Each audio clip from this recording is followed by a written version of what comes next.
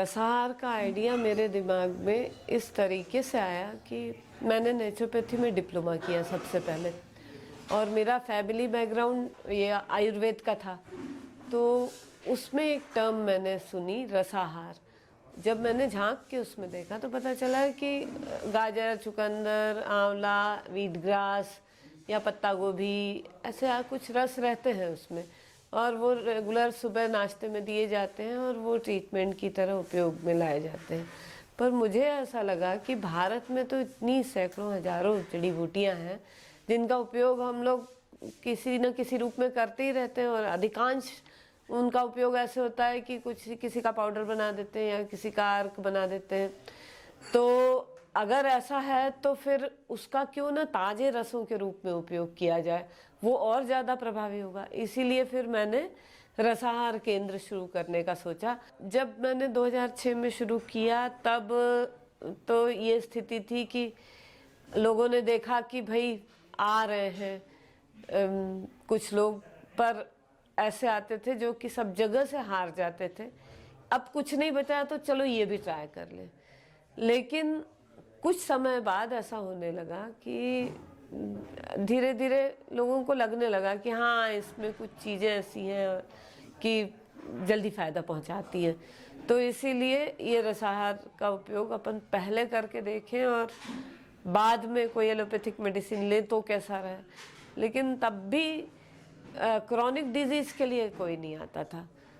Acute disease के लिए कभी कभार जैसे बुखार आ गया तो मैं ही बुखार, हमारे परिवार के लोग या मैं ही ठीक हो रहे हैं रसाहार लेके, तो उन्होंने अड़ोस पड़ोस ने, पहचान वालों ने देख लिया तो वो आ जाते थे, तो वो ठीक हो जाते थे। धीरे धीरे करके ये चीज़ें बढ़ने लगी और विश्वास भी बढ़ने लगा, तो दूसरी दूसरी बीमारियों के लोग भी आने लगे। असल में आयुर्वेद को एक बड़ा कॉम्प्लिकेटेड विषय बना के अभी छोड़ा हुआ है।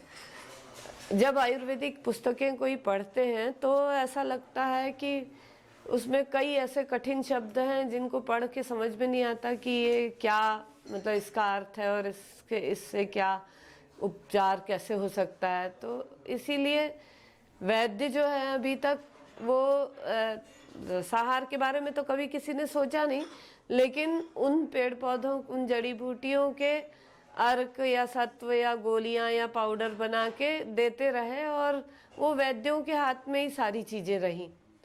मैंने ये सोचा कि क्यों ना ये एक साधारण व्यक्ति की समझ में आ जाए कि इन हर्ब्स का ऐसा उपयोग किया जा सकता है।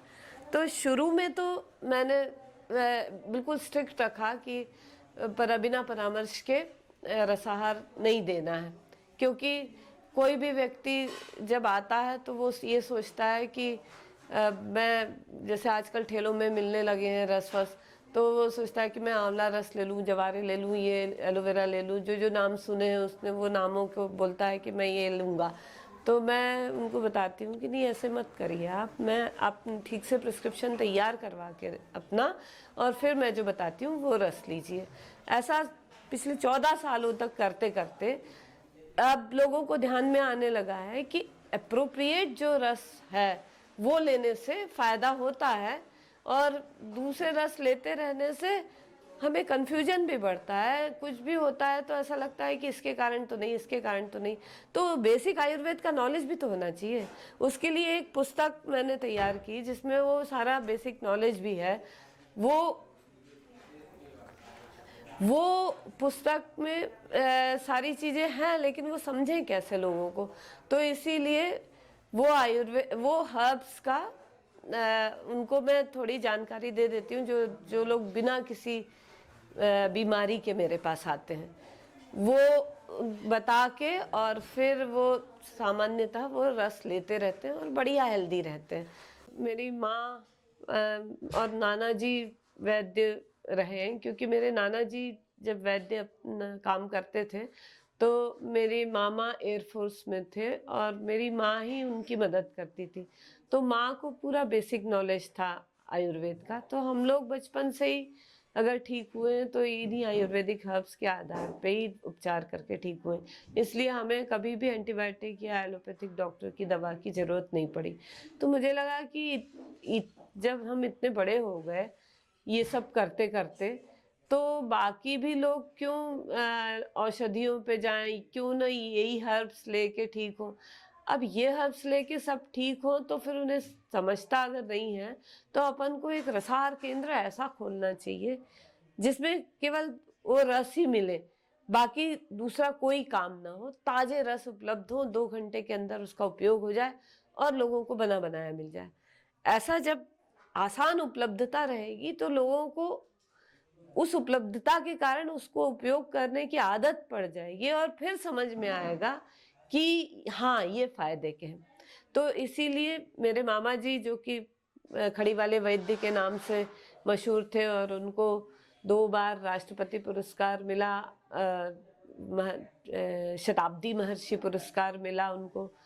तो वो सारे उन्होंने अपना ज्ञान मुझे दिया ही, और उन्होंने भी इस चीज़ को यहाँ आके भी देखा और समझा और मुझे अप्रिशिएट भी किया। यदि कोई मेरे से पूछे कि हाँ फलाने बीमारी के लिए कौन सा रस आप देंगी, ऐसा कुछ आप तैयार कीजिए लिटरेचर, लेकिन वैसा मैं नहीं कर सकती क्योंकि वैसा आयुर्वेद में संभव नहीं है। आयुर्वेद का आधार वात पित्त कफ का इम्बैलेंस को ठीक करना है, और ऋतु अनुसार और गलतियों अनुसार कुछ कुछ बीमारियां होती हैं।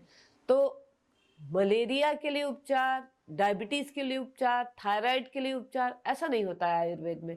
आयुर्वेद में वात एग्रीवेशन के लिए उपचार, लाइफस्टाइल की इस गलती के कारण होने वाली बीमारी के लिए उपचार, या कफ पित्त एग्रीवेशन के लिए उपचार, ऐसा होता है। तो इसीलिए वो पुस्तक ऐसी एक मैंने तैयार की है जिसमें आयुर्वेद का बेसिक नॉलेज है, और वात पित्त कफ या सीजन वाइज या दैनिक आहार नियम की गलतियों की वजह से या ऐसी कुछ चीज़ों की वजह से क्या समस्याएं हो सकती हैं, उसमें उस किताब में वो सारी जानकारी है। और उसके आधार पे फिर आगे कुछ पेजों में रसाहार कैसे बनाया जाए, उसका मेजरमेंट क्या रहे, ये सारी जानकारी मैंने उसमें दी हुई है। तो उससे लोग उस पुस्तक को पढ़ के उससे फ़ायदा उनको मिल सकता है और फिर वो अपने योग्य उपयोग के योग्य रस बना भी सकते हैं। तो वो दूसरे स्थानों पे भी शुरू हो सकता है।